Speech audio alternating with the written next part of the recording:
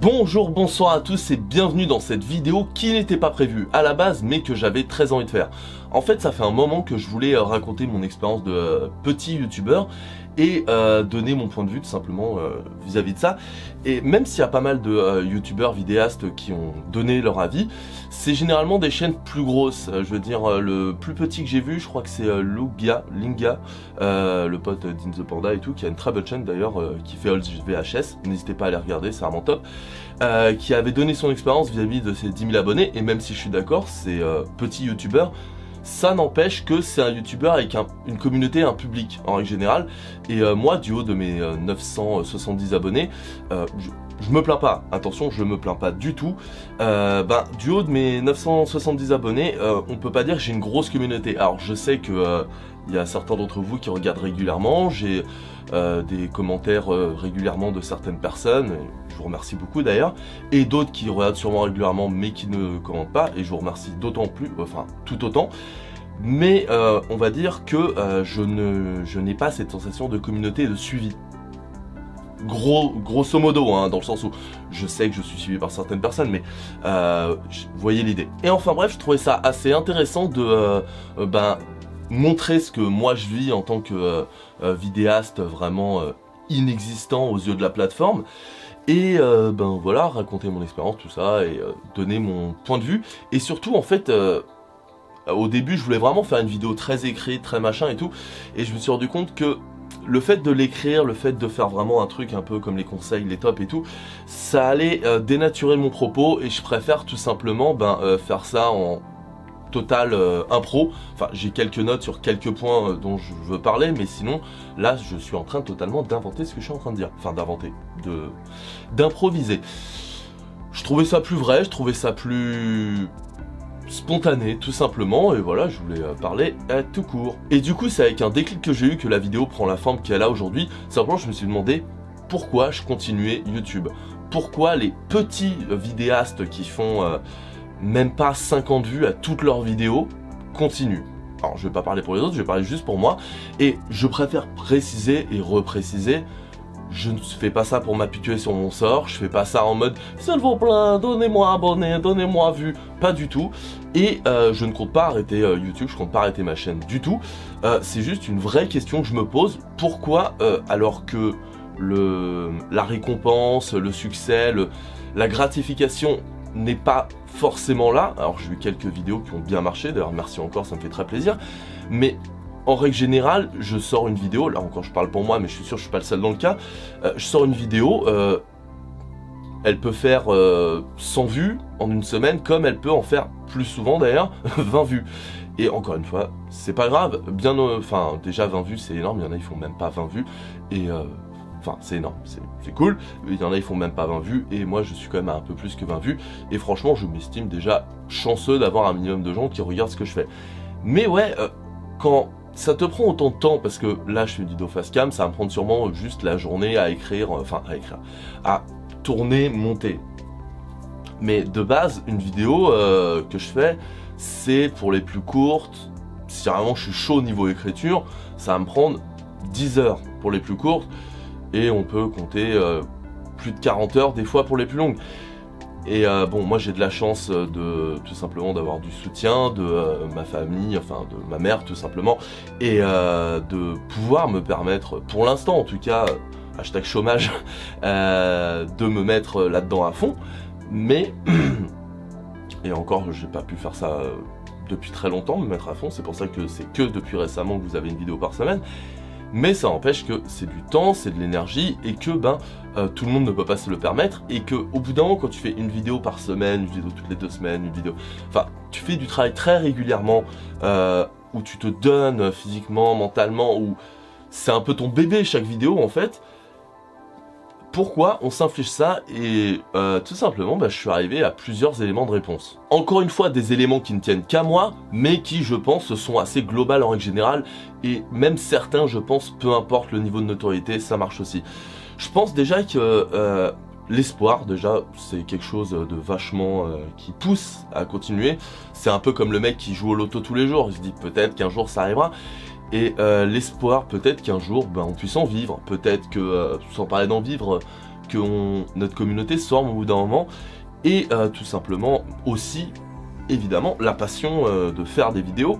Mais si c'était juste une question de passion, moi, honnêtement, hein, je vais être honnête, à ce niveau-là, c'était juste une question de passion, je ne ferais pas une vidéo par semaine. Je ferais sûrement une vidéo toutes les 2 semaines, comme je le faisais pendant un moment, mais YouTube est ce qu'il est, et faire une vidéo par semaine, c'est tout simplement quasi obligatoire maintenant, quand t'es une petite chaîne et que tu veux percer. Quand t'es un Link the Sun qui a une communauté vraiment fidèle, vraiment là derrière lui, tu peux te permettre. Mais quand t'es une petite chaîne, voilà. Et personnellement, faire une grosse vidéo tous les 3 mois et voir qu'elle fait 50 vues, je pourrais faire une vidéo tous les 3 mois, mais quand tu vois qu'elle fait 50 vues, personnellement, ça me détruit. Quand je faisais ça, limite, ça me détruisait. Donc la passion, ouais, c'est ultra important, évidemment, et sinon je continuerai pas à faire ça. L'espoir, évidemment, aussi, comme je l'ai déjà dit. Et aussi, je pense qu'il y a un effet drogue. Un effet drogue dans le sens où, qui va avec la passion et l'espoir, dans le sens où peu importe ton niveau, tu regarderas un minimum les stats. À plus ou moins grosse échelle, hein. Il y en a, ils sont accros à ça, il y en a, ils s'en battent les couilles, mais quand il y a des bonnes stats, ça fait plaisir, et quand il y a des mauvaises stats, c'est dommage, mais ils font avec. Et quand t'es un petit youtubeur, surtout, moi, il y a eu plusieurs moments où j'ai pensé à arrêter ma chaîne, j'ai pensé à arrêter, je ne suis pas dans le cadre, pas totalement droit, j'ai pensé à arrêter ce que je faisais, et j'ai pas arrêté pour plein de raisons, déjà parce que j'aimais ce que je faisais, parce que des fois je me disais, oh, pourquoi je me prends la tête, vas-y, je fais 20 vues par vidéo et tout. Et au final, je me disais, ouais bon, j'ai quand même envie de parler de ce sujet-là. Après ce sujet-là, j'arrête. Et au final, et à côté de ça, il y avait une vidéo qui, c'était il y a 2-3 ans, qui faisait un bond en mode, elle passait la barre des 100 vues, donc ça me motivait, et une autre, etc. Et voilà, je pense qu'il y a cet effet de drogue aussi du fait que tu fais ta vidéo, tu la construis, tu fais vraiment un maximum pour qu'elle soit bien. Pas toujours réussi des fois, et pas forcément, si jamais tu t'imposes une limite de temps, forcément ce sera jamais parfait. Et même si tu t'imposes pas de limite, rien n'est parfait. Mais cette sensation d'accomplissement, une fois que tu as fini, que tu l'as publié, que tu as sorti ton bébé, même s'il n'y a pas beaucoup de gens qui regardent, le fait déjà, la satisfaction du travail terminé, et en plus quand il y a, même si c'est pas grand monde, c'est déjà énorme quand tu vois qu'il y a 50, 100, 200 personnes qui regardent avec des pouces contents, ou même des fois pas contents, mais il y en a, c'est constructif. Quand tu vois le truc que t'as fait tout seul chez toi, avec tes lumières à la con, ta caméra que t'as galéré à acheter, ça t'a payé, ça t'a coûté un bras, et avec ta passion, avec ce que t'avais là et tout, le fait qu'il y ait, que toi déjà t'es content un minimum du résultat, et qu'en plus il y ait certaines personnes qui sont au rendez-vous, ça fait quand même super plaisir. Mais encore une fois, pourquoi un youtubeur de mon niveau continue? Pourquoi un vidéaste de mon niveau continue? Alors qu'on va pas se mentir, dire la reconnaissance, le fait que les gens regardent et tout, il y en a pas des masses, et surtout en fait, enfin c'est déjà bien, vraiment je suis déjà très content de ce que j'ai, genre même si la moyenne de mes vidéos elle est sûrement à 100-200 vues, ce qui est déjà beaucoup, j'ai quand même des vidéos à 10 000 vues, j'en ai une à 73 000, ce qui est incroyable, merci encore. Pourquoi les petits youtubeurs, et principalement ceux comme moi en fait, qui écrivent, montent, enregistrent, font plusieurs prises, parce que là bon là je le fais one shot, la prise, la preuve je bégaye, je machin, mais quand vous voyez un conseil, un top et tout, c'est écrit, ça me prend pas mal d'heures d'écriture. Encore une fois, c'est pas pour me plaindre, hein, c'est juste pour vous énoncer le processus. Je sais pas, je dois être entre 5 et 20 heures d'écriture selon la vidéo. Là, je fais vraiment peut-être entre 2 et 20 heures d'écriture si vraiment je veux faire une grosse fourchette. Voilà, on va dire une dizaine d'heures d'écriture en moyenne. Pareil pour le montage, le tournage. Bon, le tournage, c'est plus une demi-journée, voire une journée selon la longueur. Mais voilà, c'est quand même beaucoup d'efforts physiques et mental pour pas grand-chose. Alors, dans le sens où je dis pas que ceux qui font du pur divertissement en mode aujourd'hui on va manger bleu, aujourd'hui story life, les tags, les trucs comme ça, je dis pas qu'ils travaillent pas, parce qu'il y en a, ils sont pour le contraire. Par exemple, tu prends un Pierre Cross, c'est quand même, ou un Mixem, hein, c'est quand même pas mal le boulot. Bon, il y a une prod derrière et tout, mais ça a pas toujours été le cas déjà, et ils sortent des vidéos ultra régulièrement, enfin tu sens qu'il y a du travail. Mais pour les petits youtubeurs qui font des trucs comme ça à l'arrache, même si c'est du travail, attention, il y a moins ce sentiment de j'ai tout donné sur un projet, tu vois. C'est... Enfin, sûrement qu'ils ont tout donné, mais pas de la même manière. Et encore une fois, je ne juge pas ce qu'ils font eux, ils font ce qu'ils veulent. Et franchement, si ça marche, tant mieux pour eux. Mais ceux qui marchent pas comme moi, je pense, et encore une fois, je pense, je ne suis pas dans leur basket. Si vous faites partie de ceux-là, d'ailleurs, n'hésitez pas à me dire. Hein, mais ceux qui font du let's play à l'ancienne, en mode Diablo X9, qui tout simplement filment, jouent et upload, bah, même si ça marche pas, je pense que c'est moins grave pour eux, dans le sens où au pire ils en feront une autre le lendemain ou 3 jours plus tard. Alors que ouais, les mecs comme moi, je ne suis pas le seul dans ce cas, hein, qui se donnent vraiment énormément pour chaque vidéo, bah, je pense que ça fait d'autant plus mal. Donc pourquoi on continue à part les éléments que j'ai donnés jusqu'à maintenant. Alors je suis désolé, la vidéo est un peu fouillie, en plus je bafouille et tout, mais comme je l'ai dit, c'est vraiment, je voulais être spontané. Et ben ça va avec quelques imperfections, malheureusement. Et je pense en fait, pour ma part en tout cas, que ce qui fait que je continue, c'est vraiment déjà parce que j'adore faire ça, vraiment c'est quelque chose que j'adore faire. L'accro-stat, la drogue, tout ça comme j'ai dit, enfin la drogue des stats, l'espoir du truc, c'est principalement ça. Et il y a aussi, je pense que j'ai 26 ans, bientôt 27, et je pense que je fais partie de cette ancienne génération de viewers, les dinosaures de YouTube qui ont grandi sur YouTube avec les débuts de Norman, le JDG, SLG, What the Cut, tout ça, et qui, à l'époque, on nous donnait clairement le côté ouais, YouTube c'est pour les indépendants, YouTube tu peux faire ce que tu veux, si t'as une passion ça peut marcher. Et il y en a avec des passions atypiques, entre guillemets, hein, ont marché et ont eu leur place sur la plateforme. Nota Bene, Dirty Biology, Pensée et tous les autres. Et quand tu vois qu'il y a des mecs comme Link the Sun qui arrivent à faire des vidéos sur les drapeaux qui font plus d'1 million de vues, et quand tu vois que ouais, avec 3 bouts de ficelle, tu pouvais faire quelque chose, forcément ça te donne envie. Alors est-ce que je m'y suis pris trop tard? Est-ce que je suis passé trop tard au format un peu plus entre guillemets pro, parce que pendant longtemps c'était à moitié à l'arrache et pas des vidéos assez longues souvent et tout. Est-ce que je partage pas assez sur les forums, tout ça? Je ne sais pas, et encore une fois c'est pas pour me plaindre, mais je pense que ouais, il y a toujours ce côté YouTube d'avant qui résonne en moi, en tout cas en moi, où je dis vas-y, tu peux t'éclater là-dedans, et c'est ça qui est cool. C'est ça qui est cool vraiment, de pouvoir se dire je peux autant parler d'un dessin animé Dreamworks comme Megamind ou de groupes qui sont plus trop à la mode comme Sum 41, en passant par des one-shots de manga, de tout, et qu'il y a quand même des gens qui regardent, même si c'est peu comparé à d'autres, ça fait quand même super plaisir. Et pour ma part, personnellement, si je continue YouTube, c'est aussi parce que ça m'a entre guillemets sauvé. Alors loin de là, je vais pas partir dans le violon, tire-larme, tout ça, mais je vais pas partir dans les détails parce que ça ne vous regarde pas. Mais pendant un moment, voilà, ça allait pas fort dans ma vie. Putain, faudrait tellement que je mette une petite musique de piano, mais je vais faire en sorte de pas la mettre.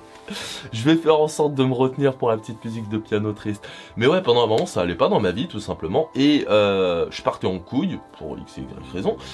Et tout simplement, YouTube m'a permis de garder une certaine régularité de sérieux. Dans le sens où, à l'époque, j'allais à la fac. Et à la fac, j'y allais plus, je partais en couille sur plein de points. Mais YouTube, je continuais parce que j'aimais ça, parce que je me disais que ça se trouve, ça pouvait marcher, comme je vous ai dit tout à l'heure, la drogue au stade, tout ça. Et je continuais, alors, de manière pas du tout régulière, comme je le fais aujourd'hui. Genre, je crois qu'à l'époque, je sortais limite une vidéo vlog, retour de film à la Durandal ou In the Panda à l'époque, par semaine, ce qui est très peu. Aujourd'hui, je pourrais limite en sortir une par jour. Puis à l'époque, je m'y connaissais moins en montage et tout, et je faisais moins d'efforts, parce que c'était mental, tout simplement. Mais ça m'a permis d'avoir une régularité, de me dire, ouais, j'ai envie de parler de ce sujet, machin, et je pense que c'est aussi pour ça que je suis aussi attaché, et que j'ai autant d'affection pour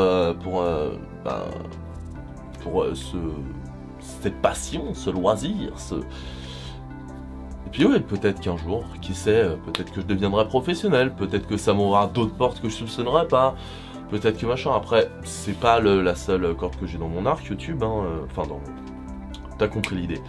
C'est pas le seul truc que j'ai d'autres projets que j'aimerais bien faire un jour. Alors je le dis tout de suite maintenant, comme ça si un jour je deviens connu et que je le fais, on pourra pas me dire comme tous les autres youtubeurs, mais ça fait longtemps que j'aimerais sortir un livre.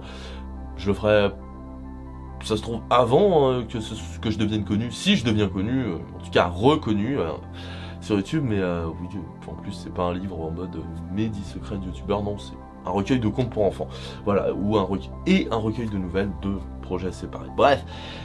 Et ouais, YouTube m'a quand même permis de me sortir de problèmes que j'avais, ou en tout cas de me maintenir hors de la limite de là t'as fait un point de non-retour, t'es foutu.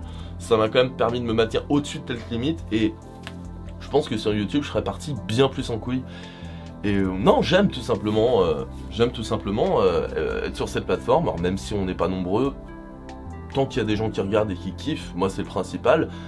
Même si je fais peut-être pas tout ce qu'il faut, parce que je ne suis pas quelqu'un qui va sur les forums et qui partage mes propres vidéos. Alors je l'ai fait 1 ou 2 fois sur des trucs, mais j'aime pas faire le forcing à ce niveau-là. Alors ça m'est déjà arrivé de forcer un peu, par exemple, voilà, il y a MJ Fermella qui disait ouais, vous avez des trucs à dire sur Big Bang Theory. Bah moi fatalement, j'envoie le lien de la vidéo, normal. Truc comme ça, où je fais une vidéo sur Disney, ben je fais ah tiens, ça peut peut-être t'intéresser, sans pseudo. Des conneries comme ça, mais à part ça je pense pas faire du forcing. Et j'aime pas aller sur les forums, les machins, dire hey, regardez ma vidéo qui parle de... Alors je pourrais sur les forums de manga, je pense que j'aurais bien plus de vues, mais je sais pas, j'aime pas. Dites-moi dans les commentaires d'ailleurs si vous trouvez que ça fait un peu putaclic, ça. Et non, et puis ouais, je me sens de plus en plus épanoui avec YouTube, même si en ce début d'année j'ai un peu galéré à reprendre mon rythme après les fêtes de fin d'année. Je pense que ça s'est vu. J'ai fait en sorte que ça soit le moins possible, mais ça s'est sûrement vu. La preuve, là, je suis encore un peu dans cette remise en route, parce que ben normalement là, la vidéo que vous regardez, ça ne devrait pas être celle-là, mais elle a pris un peu de retard, à la fois parce que ben j'ai un peu galéré à me remettre dans le bain, et aussi parce qu'elle est un peu plus longue à faire que ce que je pensais, la vidéo. Mais elle sortira la semaine prochaine, donc là ça me laisse une semaine de plus pour peaufiner et puis pouvoir avancer, prendre de l'avance sur le reste. Tout simplement, et voilà. Sinon, ben, c'est à peu près tout ce que j'avais à dire, je pense. Si vous avez des questions ou des commentaires à faire, ou même partager votre expérience dans les commentaires, n'hésitez pas. Encore une fois, c'est pas pour me plaindre, c'est pas pour faire un mot, s'il vous plaît, donnez-moi des abonnés, tout ça. J'arrête pas YouTube, c'est vraiment quelque chose qui me passionne. J'ai plein de projets en tête qui restent dans la continuité de ce que je fais, même s'il y en a d'autres que j'ai en tête, mais je ferai soit dans très longtemps, soit que je ferai jamais. Mais non, je compte continuer, il n'y a aucune raison que j'arrête pour l'instant. Je compte me donner à fond tant que j'ai encore le chômage, et une fois que j'aurai plus le chômage, ben, tout simplement... je continuerai, mais de manière moins régulière, fatalement. Bah, je voulais déjà aussi vous dire merci pour toutes les personnes qui me suivent, toutes les personnes qui kiffent ce que je fais, et c'est très encourageant, ça fait très plaisir. Je ne sais pas si cette vidéo est assez claire, je ne sais pas si j'ai vraiment répondu, mais je trouvais ça surtout très fascinant de voir à quel point on peut se donner pour un truc qui n'aboutira peut-être jamais, en fait, en fin de compte. C'est très aléatoire, mais en fait je trouve ça fascinant dans tous les domaines artistiques, quels qu'ils soient. Je veux dire, le graffeur, le peintre, le danseur, le réalisateur, ce que tu veux, l'acteur, tous les domaines artistiques, plus ou moins artistiques, hein, mais tous les domaines, tous ces genres de domaines-là, ça peut ne jamais marcher, ça peut ne jamais fonctionner, mais t'as quand même des gens un peu chelous qui se donnent corps et âme malgré tout, et je trouve ça beau, et je me demandais pourquoi sur YouTube on continue, alors que tout le monde le dit, la plateforme elle est saturée, ça paye plus autant qu'avant, la démonétisation, le strike. Je trouvais ça fascinant de me dire pourquoi on continue. Bon, allez, cette fois-ci, je pense que c'est vraiment terminé. Je pense plus avoir quelque chose à dire. Merci encore. N'hésitez pas vraiment à me dire ce que vous pensez de la vidéo. Si vous voulez que je fasse plus de vidéos, peut-être, où je donne mon avis sur des choses en mode tranquille. On est là, dans un canapé. Si ça vous a plu en règle générale, tout ça. Si c'était pas trop décousu, c'était pas trop chiant. Et n'hésitez pas à regarder les autres vidéos qui sont un peu plus travaillées, un peu plus serious business. Et n'hésitez pas à vous abonner, partager, même si c'est pas vraiment la vidéo pour ça, la cloche, tout ça, yes. En attendant, moi je vous dis, prenez soin de vous, passez une excellente journée, /soirée, /1 sur votre espace-temps. J'ai bien foiré comme il faut là, yes.